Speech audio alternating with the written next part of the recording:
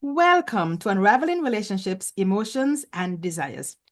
I am your host, Dr. Sheila Hodge Bindover. Today, I have the profound honor of welcoming someone deeply special to me, Florence Sutton. She was born in the beautiful twin island of St. Kitts and Nevis. After enduring the heartbreaking loss of her father as a child, a loss shadowed by the stigma of mental illness, she later transformed her pain into purpose. She worked as a dedicated traveling social worker for about 7 years all around the United States. Now, Florence is working with the federal government with the Veterans Administration, helping homeless veterans. She channels her grief into advocacy, fighting to dismantle the very stigma that once silenced her father. Her journey from the classrooms of St. Kitts and Nevis to the front lines of change all around the United States is a testament to the power of turning legacy into action. Ladies and gentlemen, it is with profound admiration that I present to you a woman of grace, a healer of hearts, and a true daughter of the Caribbean, Florence Sutton. Her story is not just one of personal triumph, but an invitation to us all to live with purpose, to serve with joy, and to leave behind a legacy that echoes far beyond our years. Florence, my dear, your strength has always inspired me. Welcome home. Thank you so very much. You're welcome. And how are you feeling today? I am feeling very good, a little nervous. That's perfectly fine. Okay. So before we go any further, let's start at the beginning. Mm. Our early years often shape who we become. How would you describe your childhood? So, my childhood, um, being at home in St. Kitts, I loved growing up in St. Kitts. I loved growing up in the islands. Um, and my childhood was a little bit different. Uh, I grew up at first with my parents together when they were married, and then they separated and got divorced, or maybe not even divorced, but separated. You know how it goes in the Caribbean. Um, and so then we end up having to move and live in with an aunt, with her family, her children, and that was a little bit sometimes tumultuous because the relationship between my mom and her sister wasn't all that great sometimes. But I love my cousins, and we all got along. The relationship with my mom and dad wasn't really all that great either. But at the same time, I could still see the love from my dad and the love from my mom that was displayed. Uh, Early on in my years, I ended up having to go live with, I want to say a family friend, but I would say call it that, a family friend. And I ended up living there, going to school and everything else until I actually came up here to the United States. And that was also a little bit interesting or traumatic sometimes, but thank God I'm Wow. here. So you moved from living with your mom and dad to extended family to a non-biological lady and her family. What was that like for you transitioning to living with someone who wasn't blood? I guess at the time it's normal because my older sister was actually living with the lady, Mhm. and she would would live there and would come home sometime on weekend and would bring us food for us to eat because again, you know, the parents didn't always have, but so we look forward sometimes to those meals that Okay. will come. And so I think maybe one day my sister needed help with something, and then she asked me to come, and I went to help her. And before I know it, I was living there. Don't really know how it happened, but I Mm. ended up living there as well, with her. And um, I want to use a word, but I'm I'm kind of nervous to use that word.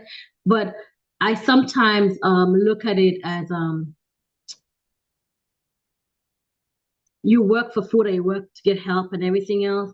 I don't want to call it indentured servant, but sometimes it felt like that. Mhm. Um, uh, but we lived there, went to school.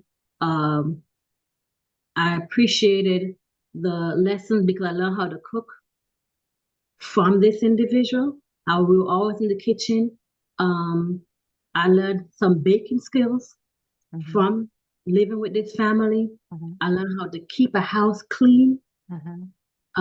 from living in family. I think all Caribbean children have these black knees All right. because they're always on the floor scrubbing, Yes. doing something. So you can attest to that. And that was something that we did often. But there was the other side, of it, aside of the loving side, was the side when you get into trouble and you did not know what to expect. And um, you know, there there were times where even though I was afraid, we have these big old rats in the Caribbean.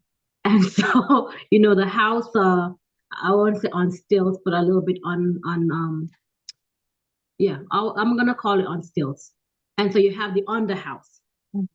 And so whenever there was a rat that died, I had to sometimes in the dark crawl on my belly to go underneath the house to and use my nose to sniff out um the rat and Oh. out. Oh, okay, I'm from the Caribbean. I've never had that experience, and that would have traumatized me, honestly. It you know it I guess at the time I thought it was normal until I learned better. But it was a time very traumatizing, especially a time when I might have been afraid and I didn't want to go.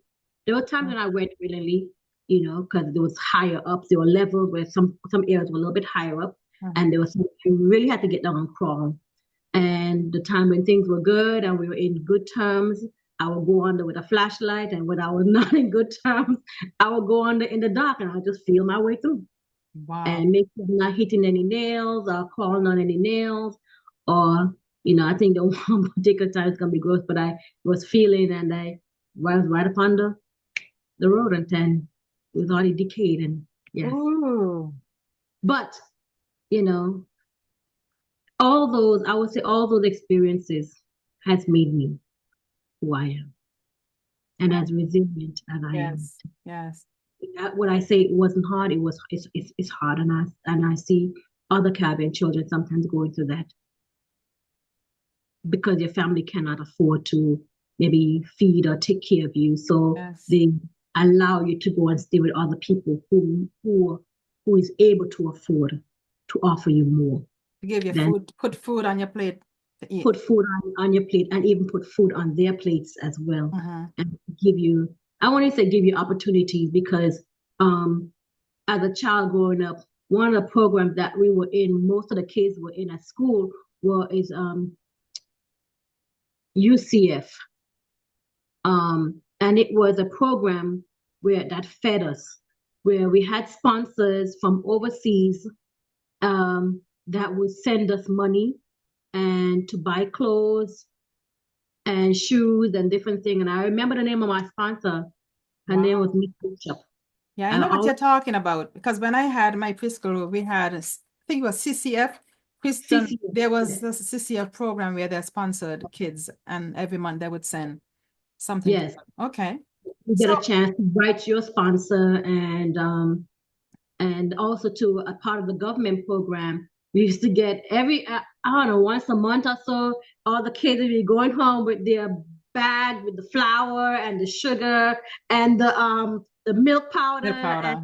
Yes. the government cheese and your rice and everything else. And that was a part of that other part of that program as well. Mm-hmm. And so that's how I think a lot of children survive and having school lunches, Mm-hmm. which they still do have. Mm-hmm. It's a great blessing because I don't know, you know, I would say I was fortunate enough. My mom tried hard to provide, Mm-hmm. and at least I probably could say I would probably say at least had one meal a day, Yes, yes. if if not two, but at least I knew I had one meal. Mm. You sound Um, very grateful for the ability to have a meal on a daily basis. I And it's am. something that I grew up taking for granted because there was never a day in my life where I had to wonder where a meal was coming from. My mom always prepared breakfast, lunch, and dinner every day from scratch before she went to work. As a matter of fact, till we always had enough to share with our friends and neighbors. So I don't know what that was like, being so grateful for a plate of food to eat, even though in exchange you were like, mm, a It's slave, abuse. a It's slave. abuse. It's Yes, abuse. yes. And the honest to goodness truth is, I did not realize what it was or what to call it until I started college and I got into social work. Mhm, And that's when I started learning about myself. mhm, That's when I started learning about the different types of abuse. mhm, And that's when God put a label on it for me. mhm, And when I tell you, it hit me like a, a ton of bolt. mhm. It just hit me so hard when I realized, oh my goodness, Lord, I have been abused just about all my life, and I didn't realize it because it became normal. It's been normal. Mhm. And I look at now being educated and having all these experiences. I look up other children in the Caribbean, and I'm like, they don't even know that they're being abused, and their parents don't know because they think what they do is normal because it has this is what normal looks like. Um, Are you to saying you think this is still going on today? That people I would, know it is still going on today. hmm, I know it is. It's still going on today. that's sad. That is very Um, sad. because you see children, and even hearing, you talk about, especially even verbal abuse. Nobody thinking about verbal abuse in the Caribbean. Your mother call you because you're a dummy, this or that. Mhm, It's just things that we say, mhm. you know. Let's just say some, Some because I'll be be honest, my mom has never ever once verbally abused me growing up. So when I hear other people speak of those experiences, I guess I say I was fortunate that I didn't have those experiences. mm, I would say a lot of children experience that. It just we just take it as normal. Normal, yeah. Okay. Well, Because okay, they but don't. let's switch to let's take a pause on the early childhood um part of that part of your life to another part equally exciting, but I'm putting you on the spot. Can you Ooh, remember? It's a test. You might win $100, okay? Can you remember where I first met you and what you were doing? I know more like we met at the children home Mm-hmm. for Sunday school, and I loved going down to the children home for Sunday school. I want to believe that's where we met. Okay. Okay. The other half of the question is what was the lesson taught? Ooh, I will not remember that. Okay. I, Well, okay. Can you remember one of the lessons that um, you have 1 second to answer? what I remember most was the singing. You're singing. Okay. I remember us singing a lot of songs um, in the children home, and that was always very exciting. Mm-hmm. Um, and of course, the lessons were always, you sit down. If I remember correctly, our class was where the house is, but further on, I think there was a cherry tree, but it Yes. was that's Yes. where our Yes. Okay. that's Your memory class. is good then. Many years ago. Okay. Your memory is good. Okay. So the last question about that last quiz. What was the name of the Sunday school? Hmm. Okay, I'm not telling you. Don't I remember the name of the Sunday school. Okay. Okay, do I'll not tell you. It remember was the name of called Bethany Sunday School. Bethany. Yes. Yes, yes, it was. It was Bethany Sunday School. I don't know why I want to associate it with the apostolic faith church that we went to go Yeah, to, because but that's where you went during the week and for youth rally on Saturdays. yeah. Okay, so let's get back into some serious conversations now. Let's speak about the loss, the loss of your father and the stigma of mental illness. So before you lost your father, what do you remember about him? Hmm.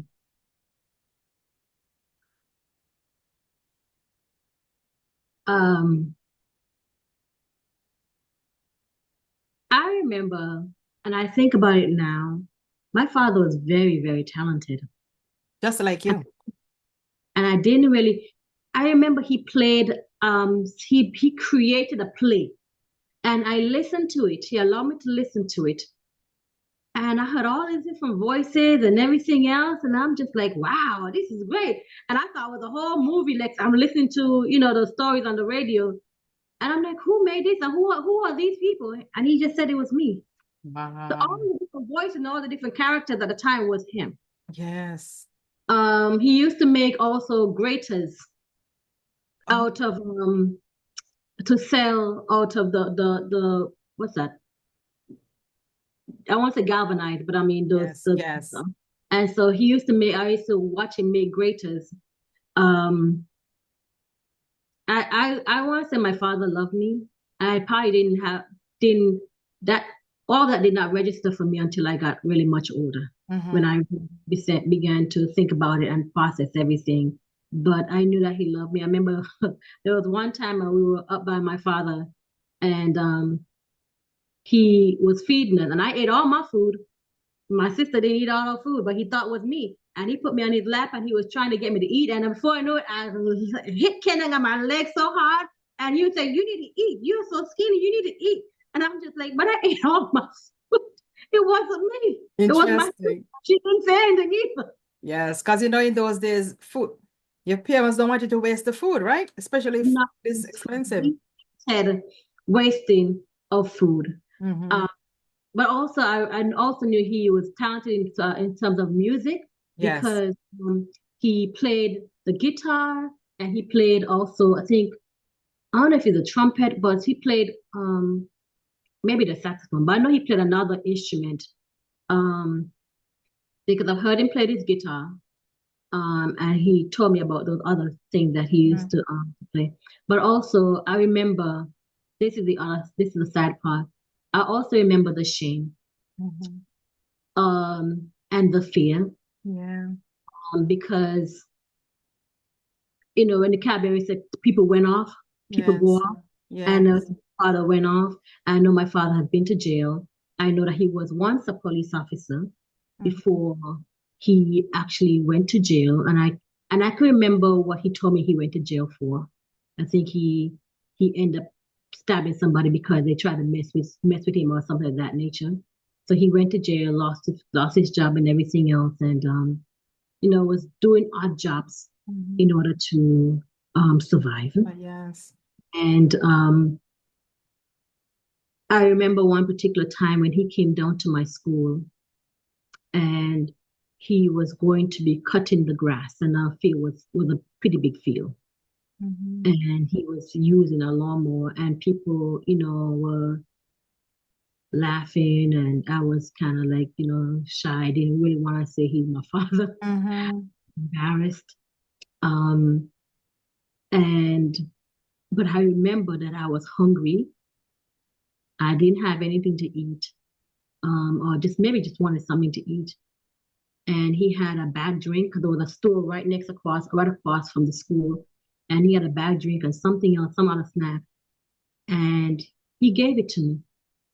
And he did not have anything to eat that day. That was the only thing that he had to eat. That's love. And yes, and but still that shame Mm-hmm. that was there, that hiding, just wanting to shy away. But I also remembered that he was also on the field cutting the grass or something he was doing.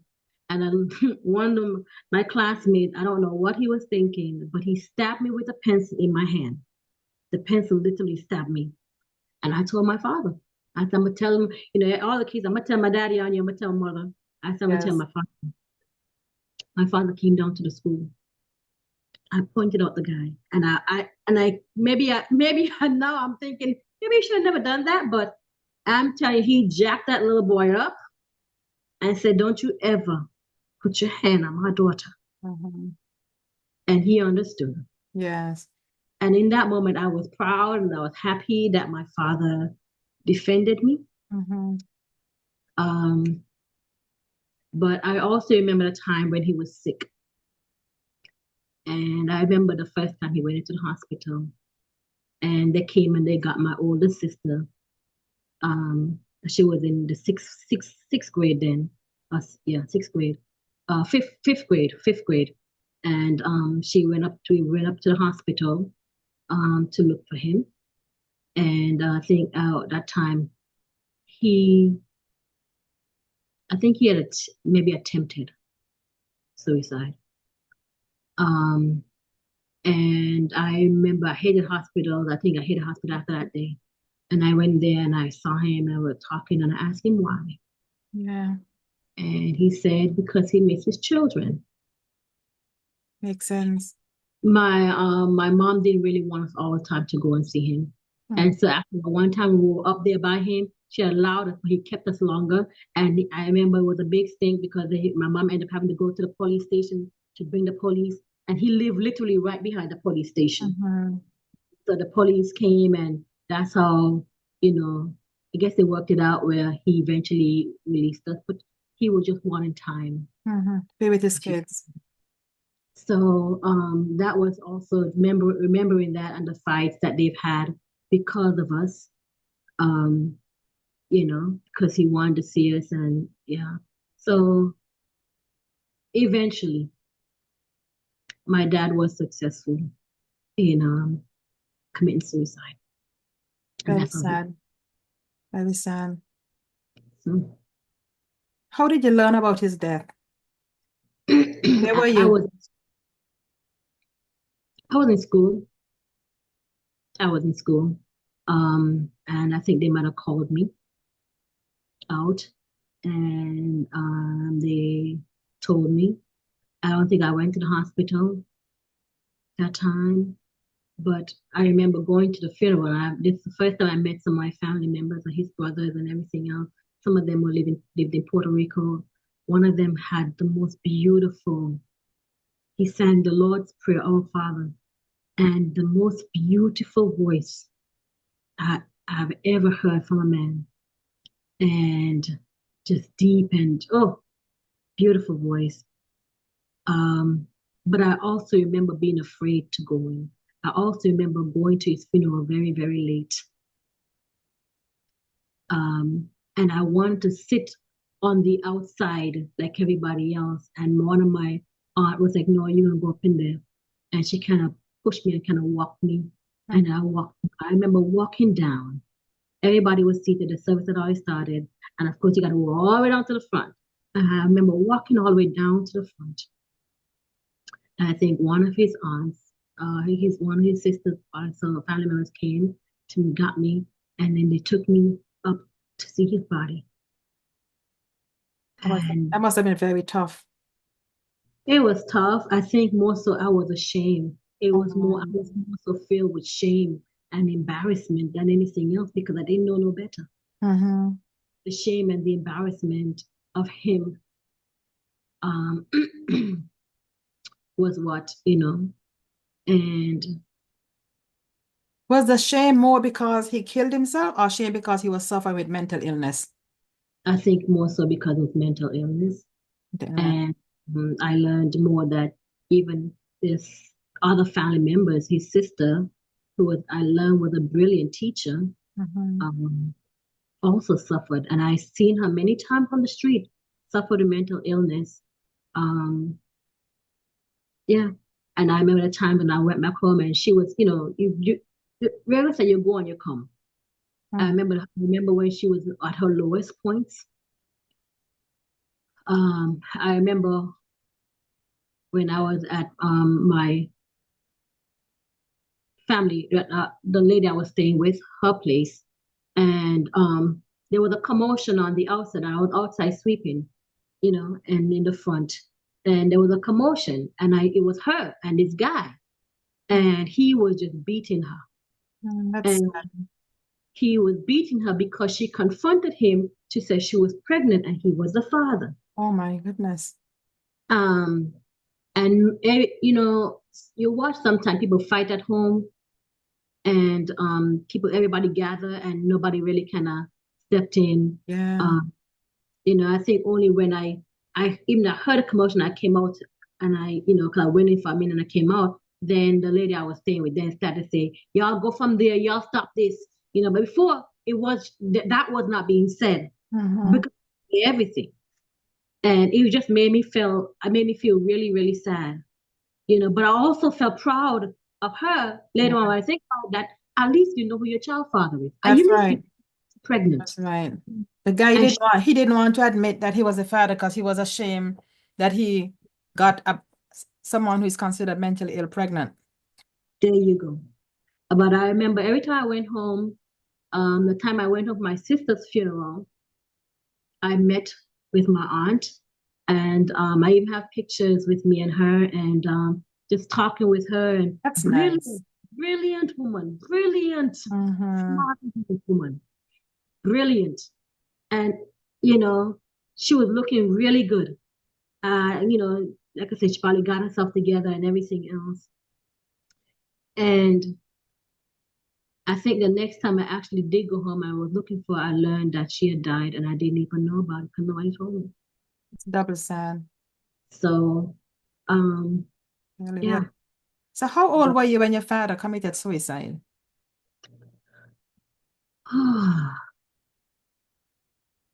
I came up here. I came up to the United States when I was probably around 12. I made my 13th birthday up here. And I remember that because that was the first time I was actually given a cake or a party or anything like that. So it might have been maybe 9, 10, maybe around then. I came up here in 92. He must have died um, in 1990. Okay. Now, okay, in 1992, I came up here. So he must have died in 1990 or 1990, 1989, around Okay. there. Okay. So, I'm gonna ask you a big question now. When did you first realize your dad was mentally ill? Um,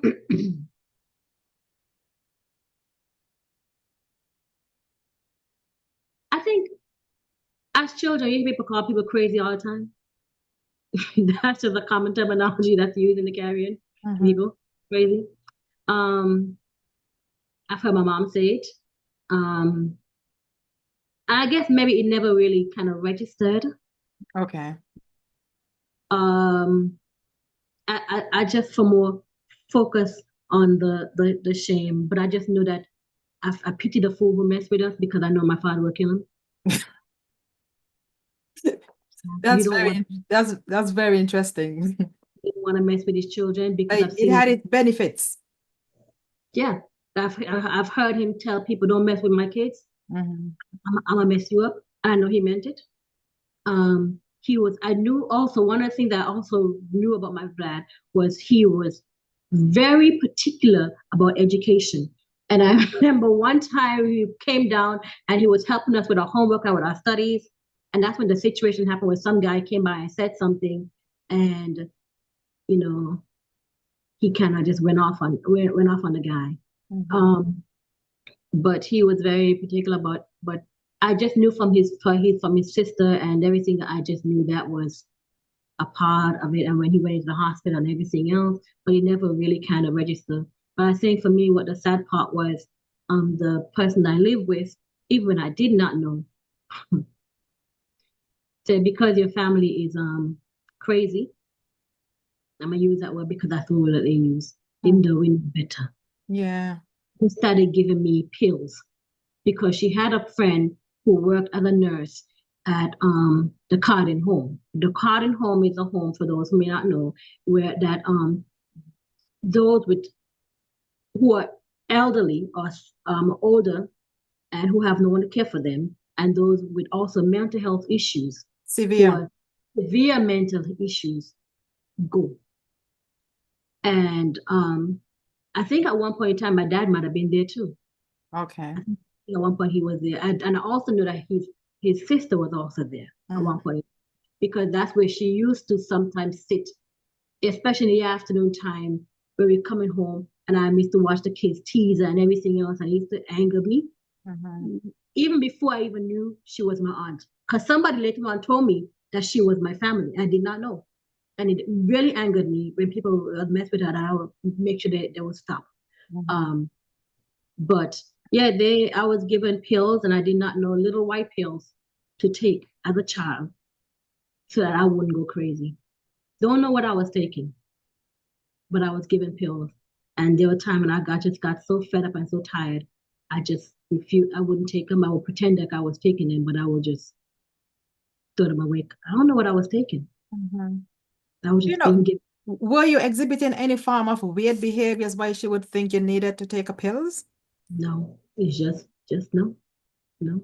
She It's just just like that. felt since your father and your aunt were mentally ill, we need to give you mental illness tablet to prevent you from becoming. Yeah, didn't make any sense to me. I No, didn't understand. So I'm just like, I don't know why I'm taking these pills. Your nurse friend tell you to give me these little small little pills, and I'm taking them, and you don't know what this thing could do to me. correct.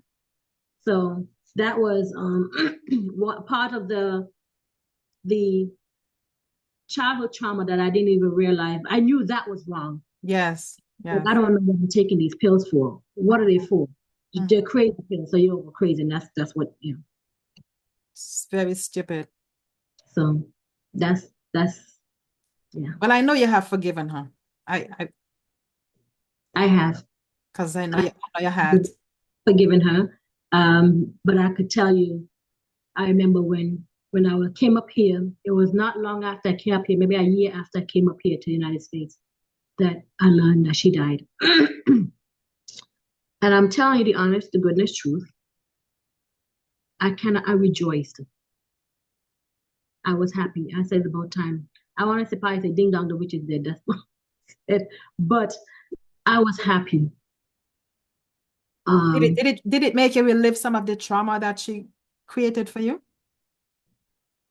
I think I've always had it because I could still always recount those Okay. things. Okay. But I didn't think about them as trauma Mm-hmm. because I didn't know that they were trauma. Mm-hmm. Thought of all the things that you did to me, like remembering one day we had cookies, mere cookies, and they would count the cookies. And I don't even know how, but she counted cookies and she said some cookies were missing.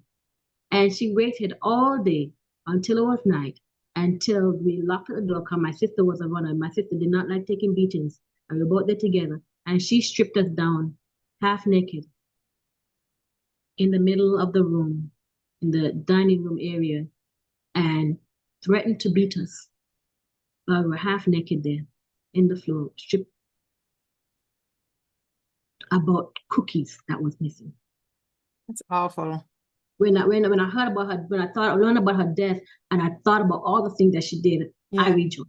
I Mm-hmm. cannot did not rejoice. I rejoiced and I was happy because I felt like she got justice. Did anyone I, else know what she was doing to you all? The hands. no, I mean she lived with her daughter. I mean, but her daughter was oftentimes at work, and I mean, like I said, everybody have their ups and their downs. She had her ups and the downs and everything else. But I love her daughter. She, was tough too, but she really just was looking out for our best interest when she making sure we had our education and everything else, and you know, Okay. but I don't know if anybody out in the community knew what she was doing. I just knew that the things that she shared with me and talked about me, about my mom, was very disturbing. I think at one point in time I got so angry. And this is when I knew I was done. I did not care what she did to me then. When she was talking about my mom in such a nasty way and talking to my father. And I got angry and I said to her one day, I think maybe she kind of realized, I said, you do that to me one more time, you say that to me one more time, I will burn this house down with you in it. And I meant it every I day. don't I should not be laughing, but that sounds funny because I did not know you were even capable of thinking like that. You look always seem so innocent. I did not know I was capable either. Hmm. But when you're being pushed too far, That's right. That's when right. you have been pushed way, way too far, Hmm. your name is dragged to the mud and you're gonna be a whole like your mother and you're gonna be a this and that, I was tired. Hmm. And I don't know what snapped in me that day. Hmm. Um, but I just bluntly told her, and I didn't care. Hmm. She had beat me that day too. I said, if you ever have my mom again in that manner, I will burn this house down with you in it. Yes. Did she stop? She scared her. Okay, it worked. It worked for that time, and I think but things were progressing too at that point in time because my aunt, who is now my mom, I think there were paperwork that were being pushed forth for us to become adopted and us to move to the United States. Okay. Okay. So So, she knew her time with you was limited because you were right. And I yeah. knew that too. So I kind of also played smart and just say, okay, I know this time is coming. So let me just endure. Hmm. Hmm. But I was angry You're that day. amazing. I had enough. Yes. Okay. I am so impressed to hear how you handle with grace and wisdom all the trauma you've experienced, which we will not go into in depth because there's no need to rehash all of them. But the fact is today you have used those trauma to help you be the kind of person you are today, and you have a forgiving heart. But I want to go back a little bit more to find out when you found out your dad committed suicide, did they tell you what happened? Did they give you in detail? Was it graphic or was it they just sheltered you from the truth? I don't think I knew then. Okay. I knew he died. I think I learned later on, and also I have his certificate, Is that and certificate? his certificate says overdose. Oh, okay. Okay. Um, but I think I learned later on, maybe not then at the time, but later on I learned how he died and what he died, why he Okay. died. Okay. Um, And how traumatic was for you to learn it later on? Was it the same trauma or was it easier to accept that since you were much older that your dad was trying to escape? I don't think it affected me then Okay. because again, you may feel bad, but what is grieving? You got to go on. I mean, it didn't bother. I guess I didn't. It was just another. Somebody died. Where I Mhm. was close, but wasn't that close Mhm. because of shame and the fear. Mhm. So it didn't really bother me. Okay, he died, and then it's gone. Okay. So as an adult, you've accepted the fact that this is what happened to him. But was there a point in time when you felt rejected even by him, even though because he killed himself? Did you feel was there a point where you ever felt rejected? I think again, I want to thank God for sending me to Oakwood College, now university, because it is there that I started finding myself and learning myself. Um, I remember, and I didn't, you go through so much in your life, you don't realize how they impact your life as an adult, or how they impact the way you look at things or how you view things, even relationships. I've always wanted a father, and I never really thought I had one, even though he was there, you know. And I remember having a conversation with God at school, and I was telling him, I can't call you daddy. because I don't see it that way. And it felt weird and awkward and just like to say, I wanted to feel like I wanted to vomit or something. It just felt so unnatural for me. And I also had a conversation. In that same conversation, I told him, I can't really trust you because everybody else I've trusted kind of disappointed me. So I can only give you but so much of me, but I have to keep back just a little bit, just in case you disappoint me. I could pick my little self up off the ground and keep moving somehow. That was a conversation I had. When I eventually went to therapy when I was at Oakwood, I remember going to the therapist and I went there for 3 days straight, sat there, looked at the door, looked at the clock, looked at the door, looked at the clock 3 times straight. And then I would just leave.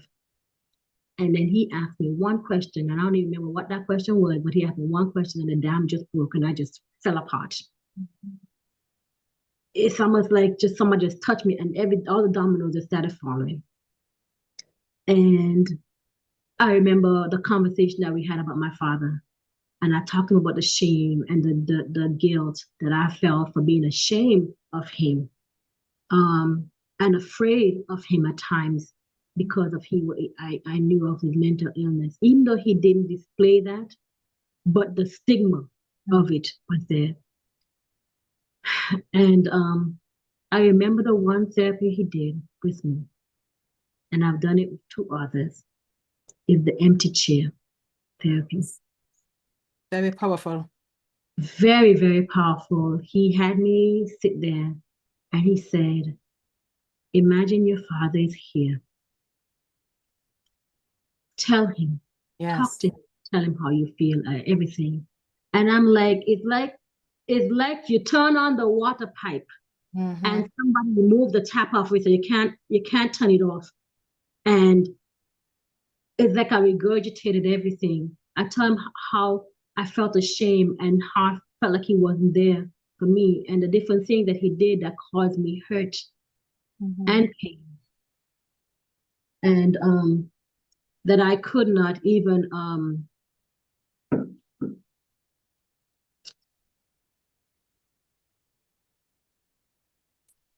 It's time for a break, Florence. To my listening audience, join me for part 2 of Unraveling Relationships, where we'll continue this deep conversation with Florence Sutton. Tune in to Unraveling Relationships on Emotions and Desires, or log on to www.unravelred.com to join the conversation.